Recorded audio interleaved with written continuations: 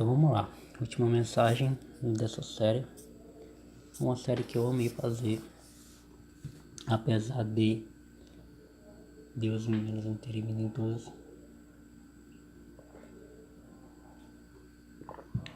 Mas eu amei. O título da mensagem é Os Desvios de Percurso no Discipulado. A ordem mais fácil de fazer, mais fácil e talvez a mais aconselhável seria fazer pela ordem das coisas, né? No caso, evangelismo, na verdade, pecado, evangelismo, pai e tal. Mas eu deixei pecado por último, que eu queria tratar de assuntos mais pertinentes, de acordo com o discipulado, só que óbvio, não podia deixar o tema pecado de fora. Então vamos para 1 João, capítulo 2. A gente vai ler todo esse capítulo 2, esses 29 versículos. E é isso, eu coloquei desvios de percurso justamente para relembrar aquilo que eu falei em alguns encontros sobre pessoas que se desviam, né? Pseudo-cristãos que se desviam. E a gente vai aprender um pouco hoje sobre os nossos próprios desvios, que não necessariamente implica em nós perdermos a fé, mas implica em nós deixarmos muitas vezes que o pecado tenha domínio sobre nós, algo que não deveria mais existir. Então leia um versículo, se lê outro, pra gente terminar. Amém? Meus filhinhos, escrevo-lhes estas coisas para que vocês não pequem. Se, porém, alguém pecar, temos um intercessor junto ao Pai, Jesus Cristo, o justo. E ele é a propiciação pelos nossos pecados, e não somente pelos nossos, mas também pelos de todo o mundo. Sabemos que o conhecemos, se obedecemos aos seus mandamentos.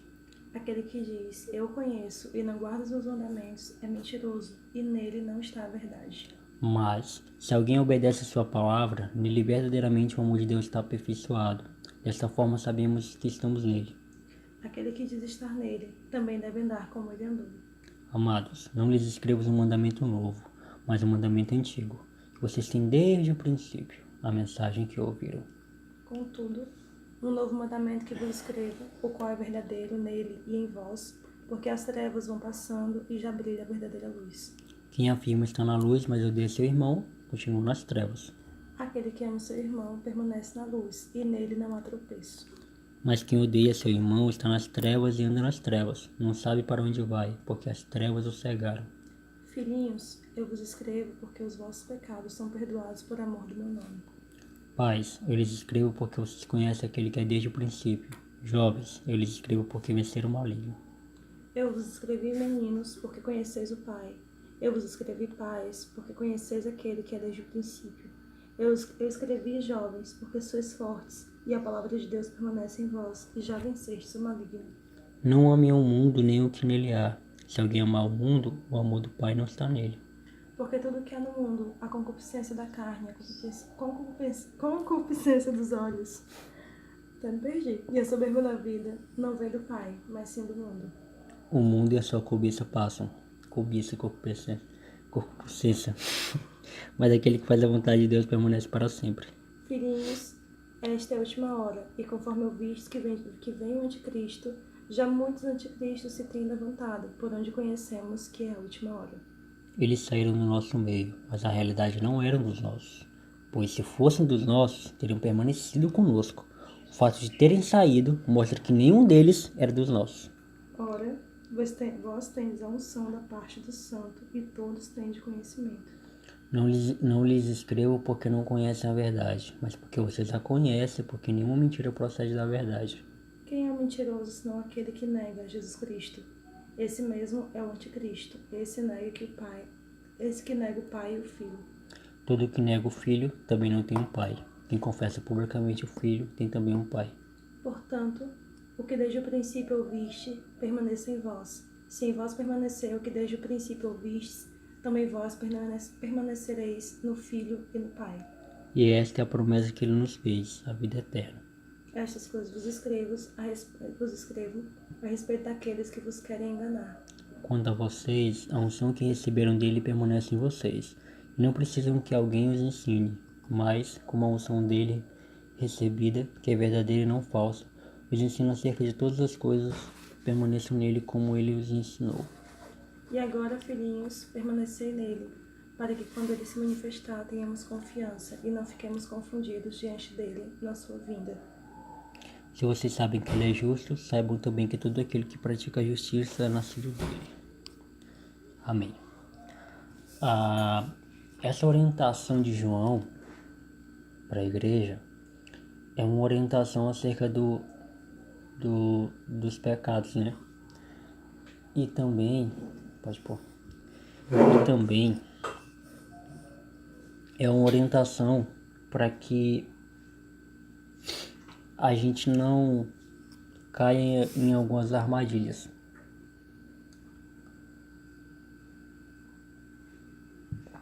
Armadilha essas que eu até já falei algumas vezes aqui.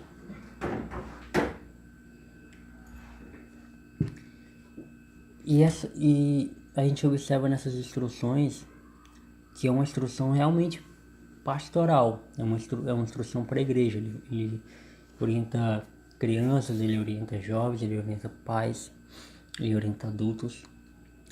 E é uma orientação realmente de alguém que está preocupado com a saúde espiritual da igreja, com a saúde espiritual de quem serve a Deus. Já no versículo 1, ele deixa claro que uma vez entregues ao Senhor, o pecado ele não pode ser fator predominante em nós. O que eu quero dizer com fator predominante?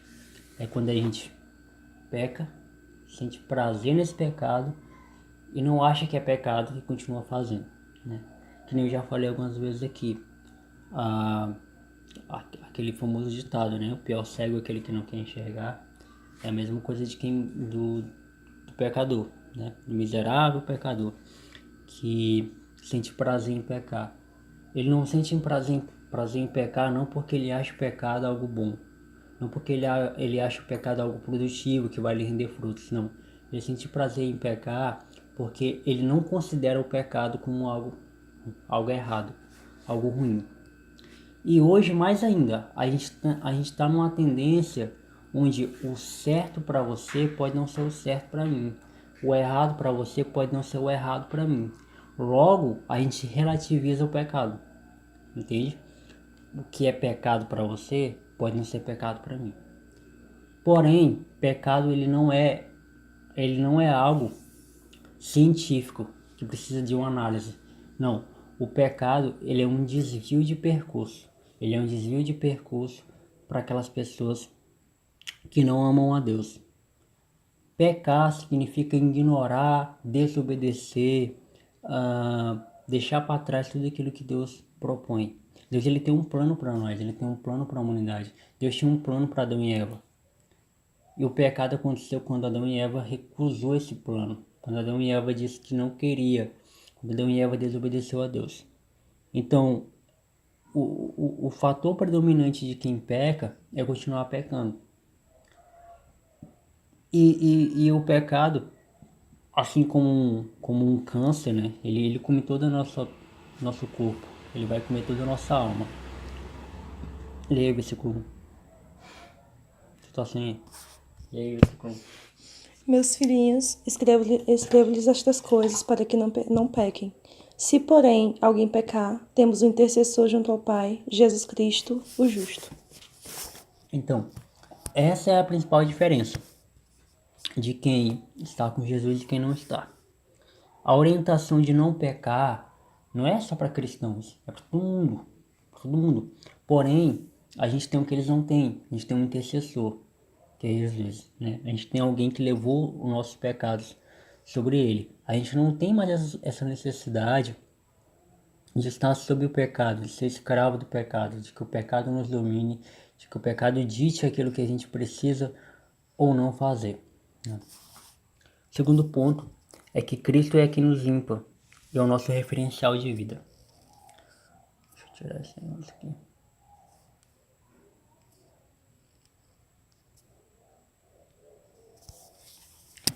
No versículo 2 e 3 ele fala assim: Ele é propiciação pelos nossos pecados, e não somente pelos nossos, mas também pelos pecados de todo mundo.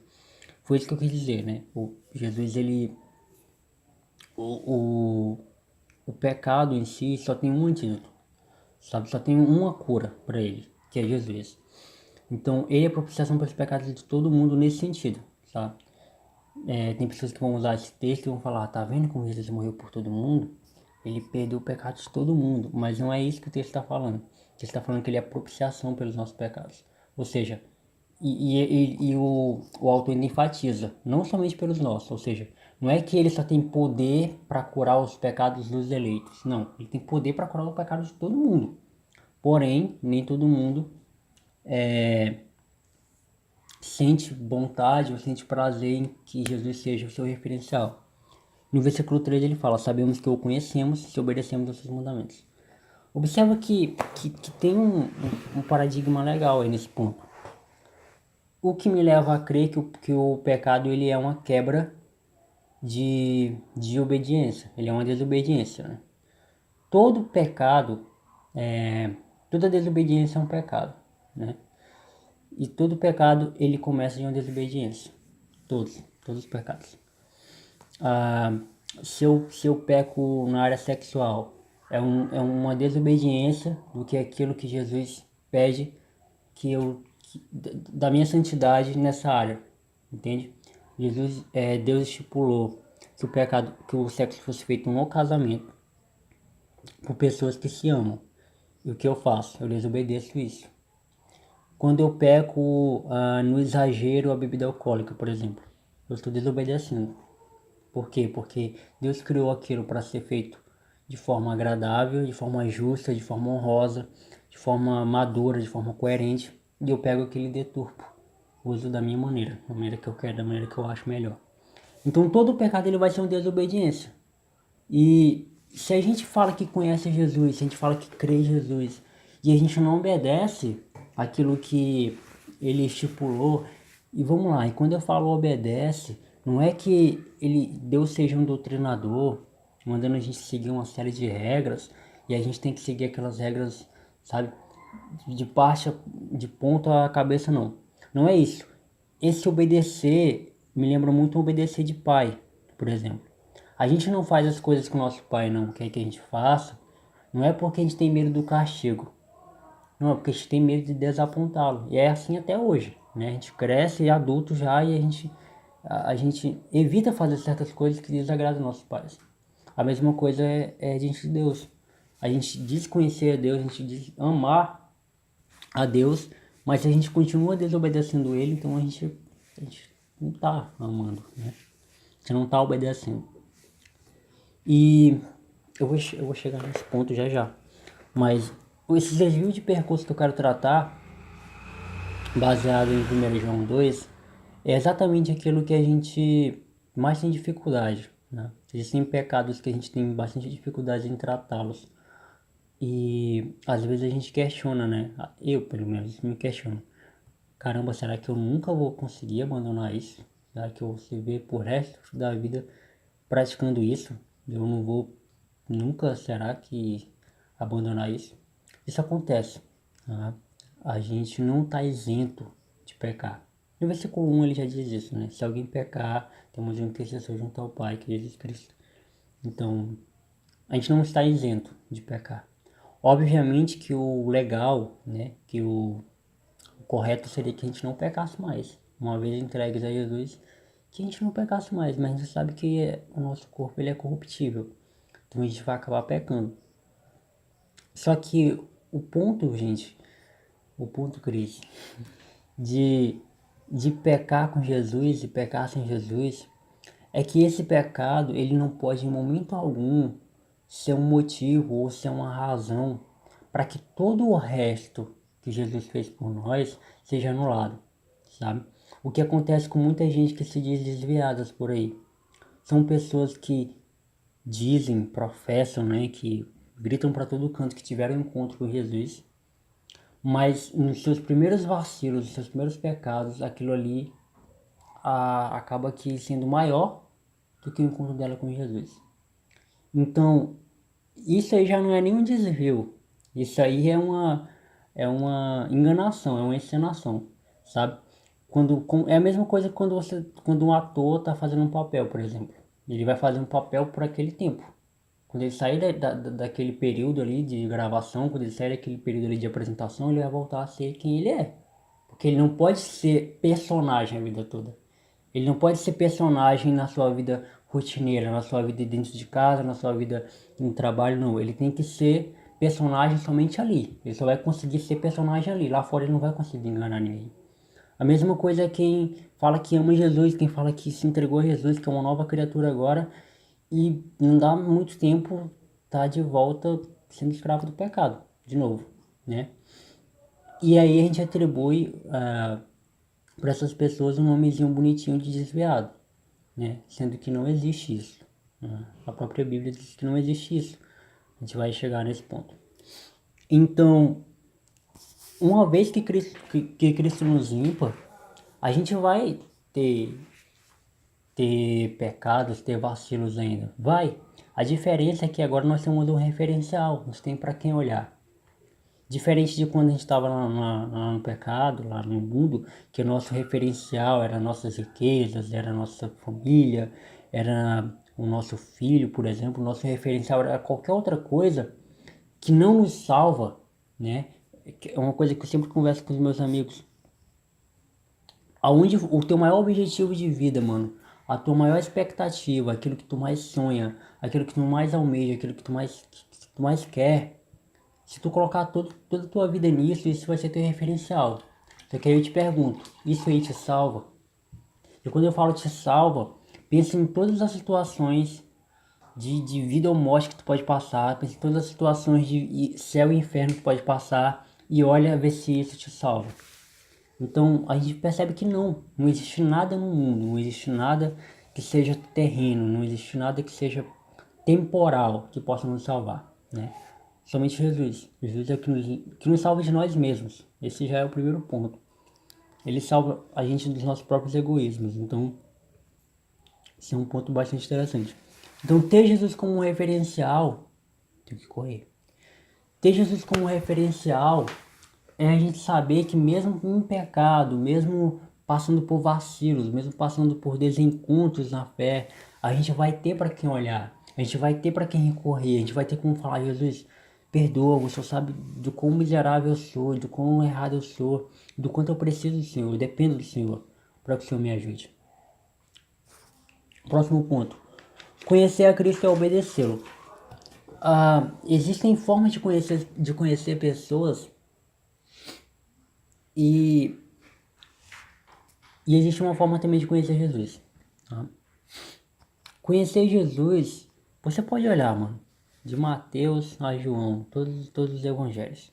Você não vai ver em momento algum alguém dizendo, usando esse termo, conhecer Jesus e não obedecendo.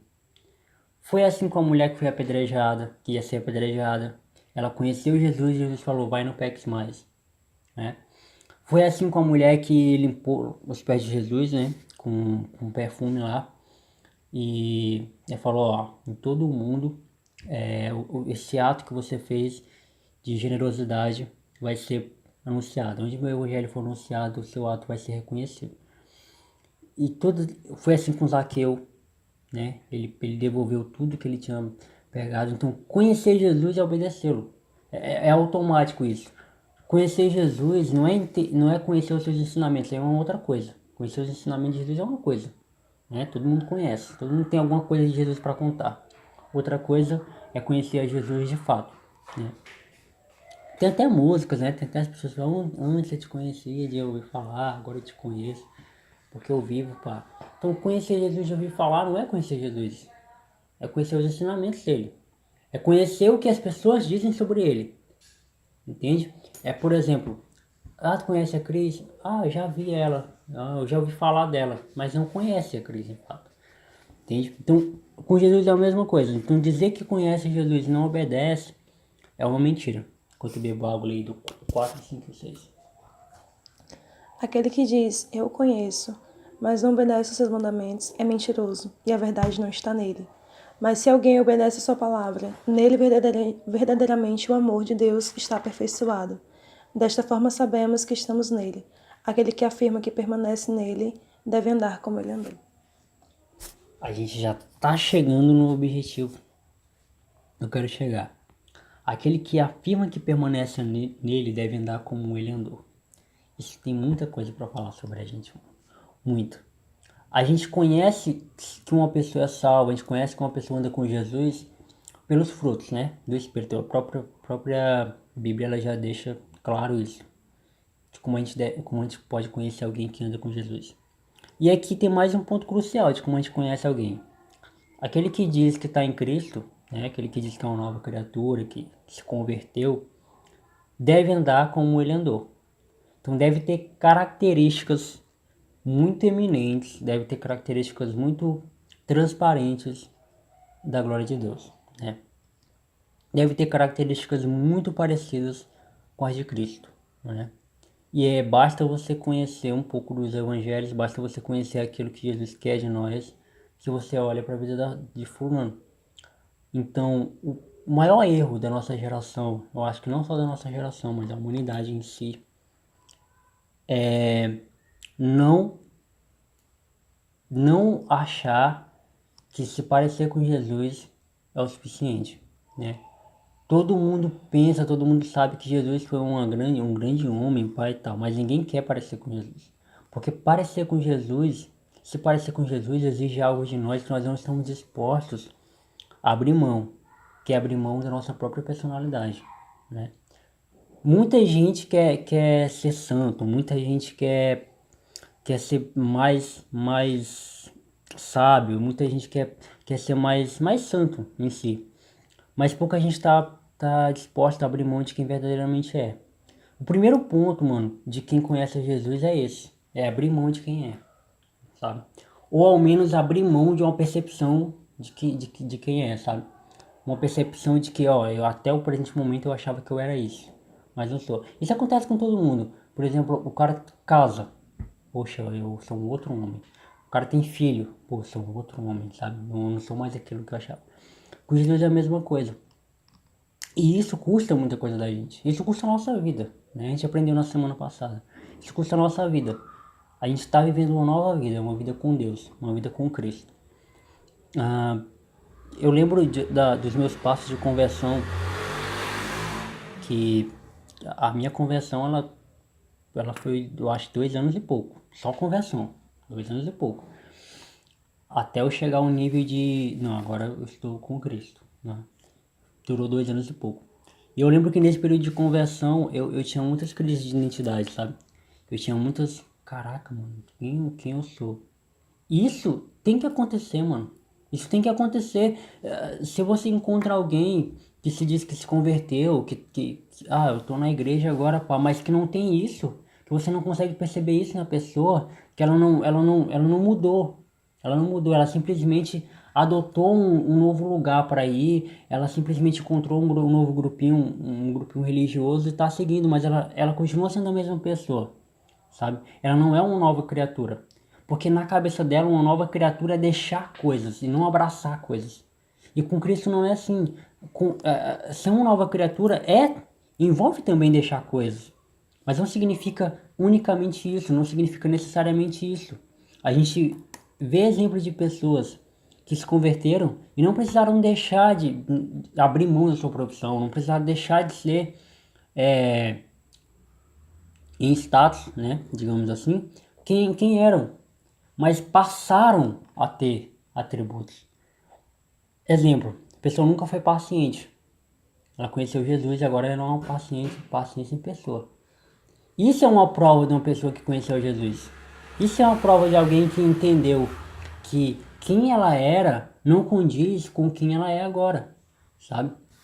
E isso, mano, tem que ser levado para a vida, porque senão a gente começa a criar, a gente começa a fabricar crentes idiotas que ficam falando: eu sou crente, mas meu braço não é, sabe? Eu sou crente, mas a minha espingarda não é. Não existe isso, mano. Não existe isso. Isso é um sinal evidente de que a gente não está disposto a se entregar totalmente a Jesus. E, e vai ter momentos na nossa própria caminhada cristã que a gente vai tá numa situação bem difícil em relação à nossa própria identidade, sabe? A gente vai estar numa situação bem complicada que a gente vai, caramba, agora eu vou para onde? Agora eu vou para cá, que envolve muitas consequências, porém o que eu vou ter mais lá na frente é muito bom. Ou eu vou para cá, que não tem consequência nenhuma, mas o prêmio que eu vou conseguir é bem inferior. Então, para onde eu vou? E aí onde a gente vai recorrer a Jesus. Aí onde de fato a gente vai provar que a gente realmente confia nele, que a gente realmente segue a ele, que a gente realmente ama ele, né? Quando Jesus fala para deixar aí as crianças, que é da saída ao reino dos céus, e que a gente deve se tornar que nem elas, envolve isso também. Uma criança, ela não tem a necessidade, ela não tem a, a ganância, né, de querer tomar decisões sozinhas. Ela sempre vai olhar para um adulto, ela vai sempre pedir a opinião de um adulto e vai deixar que esse adulto a direcione. A mesma coisa somos nós. Quando a gente está numa situação onde a gente não sabe, ou a gente tem dúvidas, ou a gente não sabe se realmente aquilo ali condiz com a nossa nova natureza, a gente tem que recorrer a Deus. Perguntar a Deus para onde eu devo ir, né? Para qual caminho eu tenho que seguir agora. E, e isso é muito bom. A gente começa a entender que a nossa vida tomou um novo rumo. E esse novo rumo não exigiu esforço nenhum da gente, sabe? Não exigiu trabalho nenhum da gente. Simplesmente em obedecer. A obediência é o melhor caminho. Pense nisso. Próximo ponto é: uma vida com Cristo é uma vida de amor a Ele e ao próximo. 9, 10 e 11. Quem afirma estar na luz, mas odeia seu irmão, continua nas trevas. Quem ama seu irmão permanece na luz, e nele não há causa de tropeço. Mas quem odeia seu irmão está nas trevas e anda nas trevas, não sabe onde vai, porque as trevas o cegaram. Exatamente. Quando a gente encontra Jesus, a gente não encontra só Jesus, a gente encontra uma família também, que é a família que vai morar no céu. A gente encontra também, a gente leva alguns vícios, por isso que eu falo, a gente precisa demonstrar que a gente não é mais o velho homem que a gente era, né? A gente precisa ser uma nova criatura. Por que eu tô falando isso? Porque a gente vai encontrar pessoas quase que impossíveis de serem toleradas, né? A gente vai encontrar pessoas, a gente já vai levar, a gente já tá deixando um velho conceito do que é amar as pessoas, né? Que é o conceito do mundo, né? O conceito do mundo diz que amar as pessoas é bajulá-las, né? Dar presente, essas coisas. E a gente aprendeu com Cristo que não, amar as pessoas é Tolerá-las. tolerá-las. Boa. Eu vou cortar essa parte. Tolerá-las. É amá-las de uma forma que eu não sou mais o ponto principal para que esse amor exista. Porque é assim que o mundo ensina pra gente. O mundo ensina pra gente que amar alguém é: eu sou o ponto do amor e eu vou decidir como eu devo amar fulano, sabe? Esse é o ponto. Por exemplo, fulano é um mendigo, então eu vou amar ele dando comida pra ele. Tem sentido isso, sabe? O eu, eu, eu o meu próximo é sei lá, um drogado. Eu vou ajudar ele tirando ele das drogas. O meu próximo é alguém que tá precisando de sangue. Eu vou amar ele doando sangue. Beleza, que todas essas coisas significam que você realmente está se importando com alguém. Só que nem sempre se importar é amar. Olha só que importante. Nem sempre se importar é amar. Entendeu? Então, isso significa que, conforme as pessoas vão mudando, você vai mudando a forma de tratá-las. Então, significa que, se o meu irmão agir bem comigo, eu vou agir bem com ele. Se ele não agir bem comigo, eu não vou agir bem com ele. Então, percebe que é um pouco que interessante pensar sobre isso? Então, amar as pessoas não é dar a elas o que elas estão necessitando. Isso aí também envolve, e possa ser que fazendo isso você esteja amando, tá? Só que isso aí não é um fator que prove que você realmente ama aquela pessoa. Um exemplo claro, o bom samaritano, né? O bom samaritano é um exemplo claro. Passou um levita lá cantando, pai, louvando a Deus, olhou pro cara e seguiu a vida. Não que significa, em momento algum, o texto deixa claro que aquele levita não amava Jesus, que aquele levita não amava o seu próximo, que aquele levita era o enviado do diabo, por exemplo. Não, não significa isso. Simplesmente naquele momento ele não achou importante, ele não achou necessário, então ele não achou que ele teria condições de ajudá-lo. Assim como acontece com a gente, mano, no dia a dia. Tipo assim, às vezes o cara vem pedir dinheiro pra gente e a gente não dá, porque a gente não tem, então porque a gente não quer dar mesmo, porque o dinheiro é nosso, a gente não é obrigado a dar pra todo mundo. Às vezes alguém me pede alguma coisa pra gente não dá, a gente não oferece, nem por isso a gente é filho do diabo, nem por isso a gente não ama aquela pessoa. Entendeu? Então é por isso que eu tô falando. Tem que ter cuidado com isso. Às vezes se importar não significa necessariamente amar. Então, Jonathan, então o que que significa amar as pessoas diante de Deus, Pai e tal?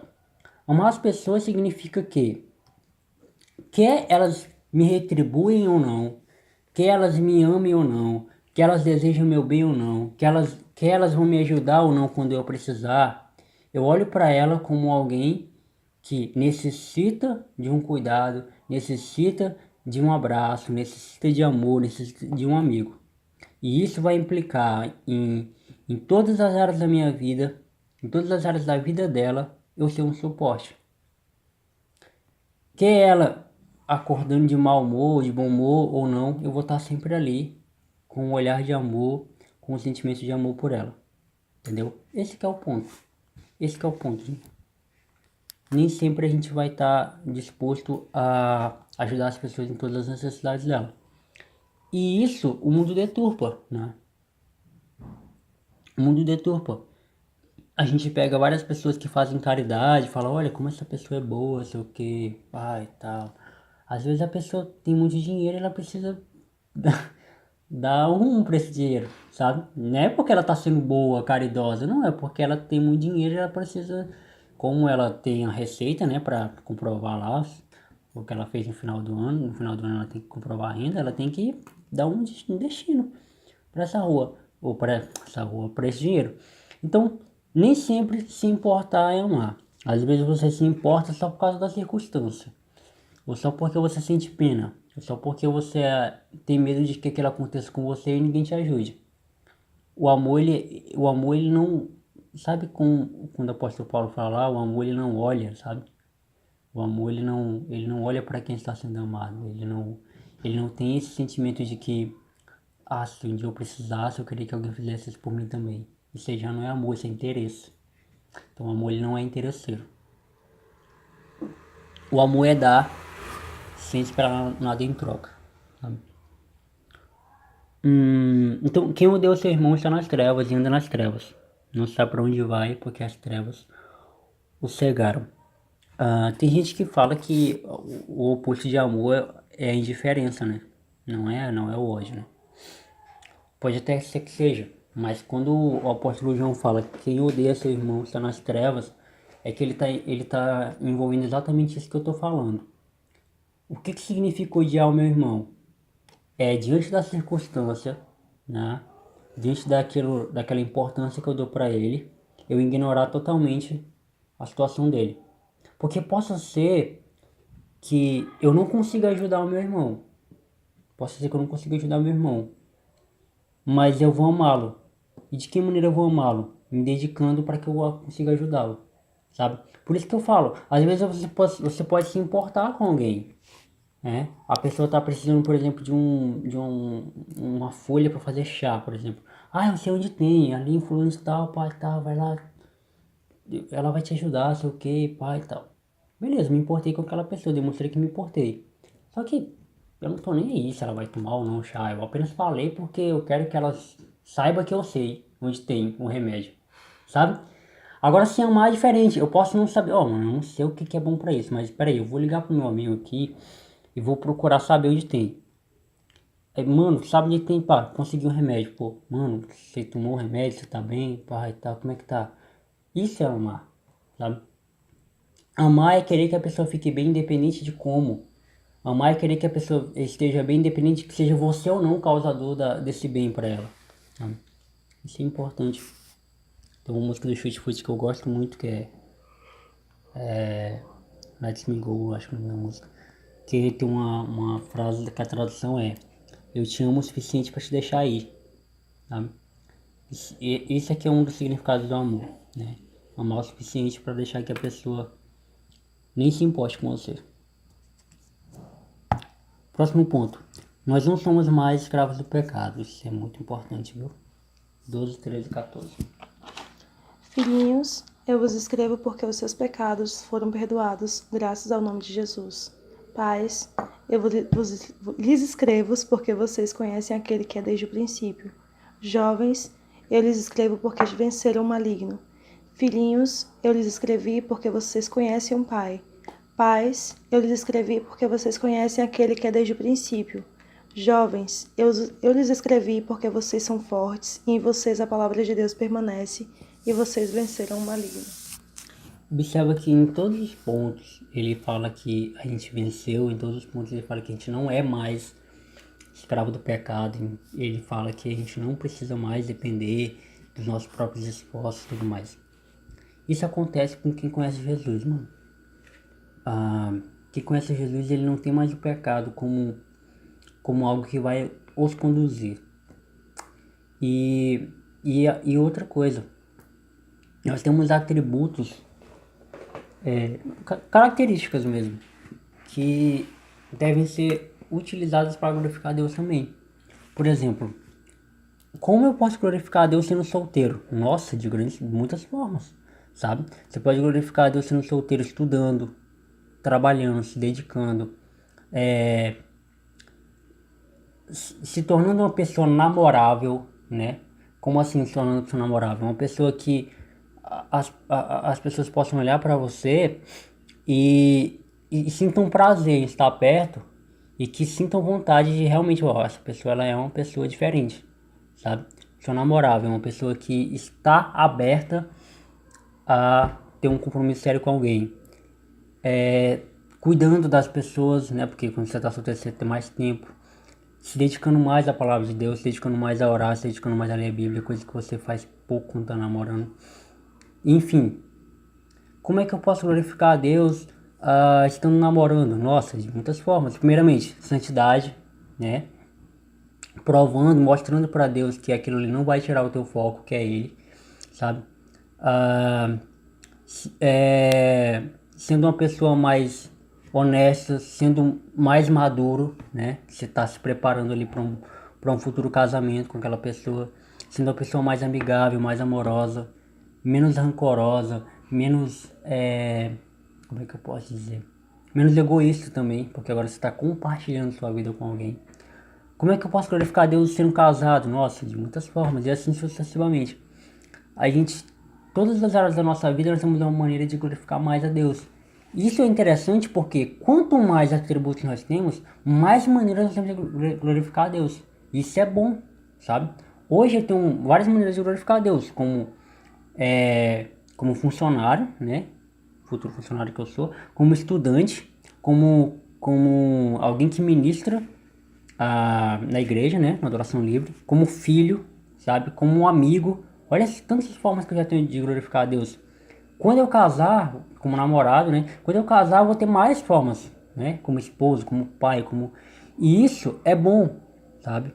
Isso demonstra que Deus, ele tá dando mais coisas para você cuidar, porque ele sabe que ele pode confiar em você. Você é um bom mordomo, sabe? Então, Jonathan, isso significa que a pessoa não consegue casar porque ela não glorifica a Deus da maneira correta, pai e tal. É exatamente isso. Tem gente que não consegue evoluir, tem gente que não consegue desenvolver-se, melhor, uma palavra mais bonita do que desenvolver. Não consegue desenvolver-se porque é uma pessoa desenfreada, uma pessoa pecaminosa, uma pessoa que em todas as áreas da sua vida o pecado suga. Sabe? Na área financeira o pecado suga ela, o dinheiro é o ponto principal da vida dela. na família dela, ela é uma pessoa egoísta, ela só pensa nela, né? Se tem 2 pedaços de frango, ela quer pegar os dois e dane-se quem não comeu ainda, sabe?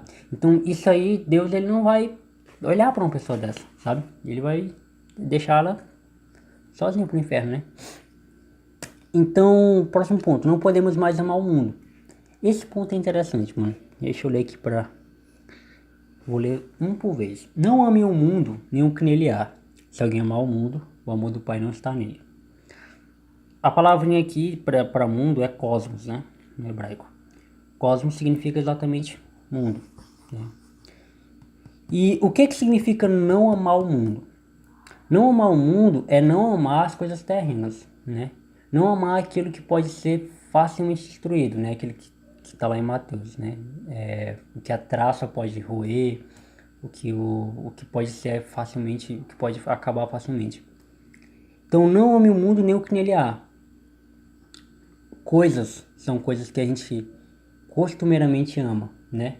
A gente diz que ama time de futebol, a gente diz que ama atores, a gente diz que ama cantores, a gente diz que ama, sei lá, lugares, né? Diz que ama um monte de coisa. E por força de expressão, por força de hábito, isso é até tranquilo falar isso. Mas quando a gente leva isso pro coração, quando a gente passa a viver com esse princípio, isso acaba sendo prejudicial. Porque a gente acaba se tornando referenciais na nossa vida. Se fulano faz uma coisa e fulano faz uma coisa, eu sigo o que fulano faz. E se fulano faz uma coisa que vai contra aquilo que Jesus pede que eu faça, eu vou continuando seguindo, porque aquela pessoa se tornou um referencial maior do que Deus. Então por isso que não é legal amar o mundo, porque o mundo vai te levar para coisas daqui, para coisas que te prendem a vários pecados. E Deus não. Então se alguém amar o mundo, o amor do Pai não está nele. Fato. Fato. Porque se eu amo o mundo, eu amo as coisas terrenas, eu amo aquilo que eu posso ver, eu amo aquilo que eu posso comprar. O amor de Deus não está em mim, porque o amor de Deus não tem nada a ver com o que está aqui. O amor de Deus, ele nasceu e ele é retribuído e ele é dado na eternidade. Então tudo brota da eternidade. Tá? 16. Pois tudo que há no mundo, a cobiça da carne, a cobiça dos olhos, a ostentação dos bens, não provém do Pai, mas do mundo. Observa, além de falar, né, o que é o mundo, ele ainda dá exemplo. Cobiça da carne, né, que é aquilo que eu sinto vontade, né. E aí vem alguns pecados capitais, como idolatria, cobiça, vaidade, né, avareza, né. Cobiça dos olhos, né, que é aquilo que eu vejo e desejo e acho bonito. E a ostentação dos bens, né, querer ter coisas para mostrar que tem, né, querer ter coisas para que o meu ego fique lá em cima. Não provém do Pai, mas do mundo. Todas essas coisas provêm do Pai, não do mundo. É engraçado quando eu vejo situações assim de pessoas falam: ah, Deus vai te dar um carro, Deus vai te dar isso, Deus vai te dar aquilo. Só que em momento algum eu vejo nas escrituras Deus prometendo que vai dar isso pra gente, né? E no versículo 16 de 1 João 2, ele ainda deixa claro que isso não é uma coisa legal pra gente procurar, que é a ostentação dos bens, que é a cobiça da carne. Então não provém de Deus isso. Se Deus possibilitar que a gente tenha, amém, beleza. E a gente tem que até que entender que isso não é um fim em si mesmo. Isso deve ser usado para glorificá-lo. Então, por exemplo, se um dia Deus te der um carro, não pense que Ele te deu esse carro para você ostentar e sair por aí despilando. Não. Você vai ter que usar esse carro para um benefício para Deus. Você vai glorificar a Deus com seu carro. E glorificar a Deus com seu carro não é colocar um adesivozinho dizendo foi Deus que me deu isso. Não, não é isso. Glorificar a Deus com o que você tem é entender que foi Ele que te deu primeiramente e que você precisa cuidá-lo da melhor forma, né? Cuidá-lo como se fosse de Deus realmente, não como se fosse seu. 17. O mundo e a sua cobiça passam, mas aquele que faz a vontade de Deus permanece para sempre. Exatamente aquilo que eu falei, o amor de Deus nasceu, brotou da eternidade, né? Então quem ama o mundo não ama Cristo, então não podem ser considerados salvos. E aí vai entrar aquele ponto que eu queria chegar. Versículos 18, 19 e 20, Cris. Filhinhos, esta é a última hora, E assim como vocês ouviram que o anticristo está vindo, já agora muitos anticristos têm surgido. Por isso sabemos que esta é a última hora. Eles saíram do nosso meio, mas na realidade não eram nossos, não eram dos nossos, pois se fossem dos nossos, teriam permanecido conosco. O fato de terem saído mostra que nenhum deles era dos nossos, mas vocês têm uma unção que procede do santo, e todos vocês têm conhecimento. Então, a pessoa veio para a igreja, sentiu uma coisa diferente, né? Sentiu um negócio, arrepiou tudo, pá, chorou, riu, beleza. Aí começou a fazer parte da igreja, começou a vir tal, pá, aquele lenga-lenga, apagou todos os funks do celular, apagou todas as fotos de mulher, homem pelado que tinha no celular, vídeos e pá e tal. Até a linguagem mudou, o semblante da pessoa é outro. Nossa, se tu ver, tá uma benção, fulano. Vou colocar aqui, sendo bem otimista, 2 meses. O fulano já tá meio frio, sabe? Pra ela passou o primeiro amor, né? Não tem mais o primeiro amor, agora é o segundo amor. E aí ela vai esfriando, ela vai deixando de ir pra igreja. Não, tô cansado, tô de cabeça, aconteceu isso, aconteceu aquilo. E aí fulano vai embora, né? E aí, mano, não é eu que tô falando, tá na Bíblia. Eles saíram do nosso meio, mas na realidade não eram dos nossos. Pois, se fossem dos nossos, teriam permanecido conosco. O fato de terem saído mostra que nenhum deles era dos nossos. Então, por que eu falo que não acredito em negócio de se desviar? Porque não existe. Se você realmente pertencesse a Cristo, você jamais teria saído daqui. E eu não estou falando de sair daqui e adoração livre. Não, estou falando de sair da presença de Deus. Sair da igreja. Porque a igreja, com I maiúsculo, somos todos nós. Se você não está bem na adoração livre, então procure uma igreja que você se sinta bem, congregue, fique lá e permaneça firme, sabe? E você vai continuar vivendo com Jesus. Isso é uma prova de que você realmente ama Ele, que você realmente quer ficar com Ele. Então, quando a gente encontra essas pessoas que se dizem desviadas, ou passou um tempo fora, se esfriou e tal, começou a voltar pro pecado, desconfie, porque ela nunca teve um encontro com Jesus. Jesus, mano, ele não é uma simples ideia, ele não é um simples objeto que a pessoa pode gostar por um tempo e depois deixar de gostar. Não.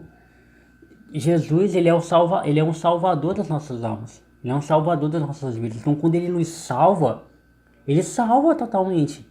Ele não deixa que a pessoa fique, bom, eu vou te salvar aqui, mas se tu fizer de novo, eu vou deixar tu aí. Não, não é assim. Uma vez que ele te salva, ele te livra do inferno, ele não vai deixar mais em momento algum que você tropece, que você caia. Ele vai te manter firme ali, ele vai te manter com ele, sabe? Mesmo que isso te custe várias coisas, mesmo que isso nos custe várias tribulações, várias frustrações na vida, mas ele vai nos preservar, porque a gente entregou-se a ele totalmente. A gente entregou nossa vida totalmente a ele. Então não faz mais sentido eu ficar passeando aqui, depois passear lá fora e voltar de novo, passear lá fora. Não, isso só prova de que eu tive um encontro com uma ideia, eu tive um encontro com uma congregação, eu tive um encontro com uma religião, eu não tive um encontro com Jesus. Sabe? Eu não tive um encontro com Jesus de fato. Eu tive um encontro com pessoas que ouviram falar de Jesus. Eu tive um encontro com a emoção que eu senti naquele momento. Mas não foi de fato Jesus. Sabe? Porque uma vez que você tem um encontro com Jesus, ele muda a sua vida, ele transforma a sua vida, você nunca mais vai voltar para o mundo de antigamente. Você nunca mais vai voltar para o lugar que você saiu. Porque aquele lugar que você saiu não pertence mais a quem Jesus te fez. Jesus, ele te deu um novo coração. Então o seu coração, ele não vai mais procurar as coisas do mundo. O seu coração, ele não vai mais se sentir atraído pelas coisas do mundo. Sabe? Você não tem mais um coração de pedra. Deus, ele realmente transformou. Então desconfie quando vocês... A prova disso é o versículo 20. Mas vocês têm uma unção que procede do santo, ou seja, de Deus. E todos vocês têm conhecimento. Ou seja, a porta de entrada da conversão é, primeiramente, entender que nós somos pecadores e que Deus nos salvou. É Deus fazendo a cirurgia divina, né? Tirando o coração de pedra e colocando o coração de carne. O segundo é conhecimento, conhecer as escrituras, conhecer Jesus, conhecer quem somos, conhecer por que nós estamos ali. E assim, só seguir. Avante eu vou, avante eu vou. Isso aí. A verdade está em quem ama Jesus, versículo 21. Não lhes escrevo porque não conhecem a verdade, mas porque vocês a conhecem e porque nenhuma mentira procede da verdade. Quem é o mentiroso senão aquele que nega que Jesus é o Cristo? Este é o anticristo, aquele que nega o Pai e o Filho. Todo que nega o Filho também não tem o Pai. Quem confessa publicamente o Filho tem também o Pai. É um outro ponto, né? Essa questão de confessar publicamente. Tem gente que fica postando, né? Anunciando que ama Jesus, que é isso, que é aquilo outro. Aí fazem até marcha, né? Pra Jesus, essas coisas assim. E aí elas acham que estão confessando que amam Jesus, passa essas coisas. Não. Só que confessar publicamente que ama Jesus é confessar na sua vida. Por exemplo, seu trabalho, sua faculdade, na sua vida pública. Entendeu? Confessar publicamente não é você pegar o microfone e ir pra rua e dizer eu amo Jesus. Não. Confessar publicamente é você publicamente, na sua vida pública, na sua vida diária, você confessar que ama Jesus. Você confessar que você não pertence mais a você mesmo. Então a verdade ela só está em quem ama Jesus. Porque quem não ama Jesus, em algum momento a mentira vai reinar nele. Em algum momento que o negócio apertar, ele vai preferir a mentira do que a verdade. Principalmente quando isso envolve dinheiro, né? Vale tudo.